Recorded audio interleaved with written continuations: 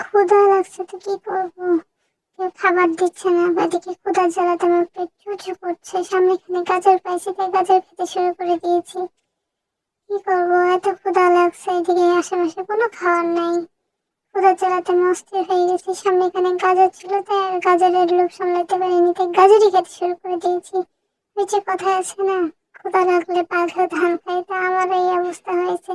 ক্ষুধার জ্বালাতে আমি ধান তো পাইনি, গাজর পাইছি, গাজর খেতে শুরু করেছি।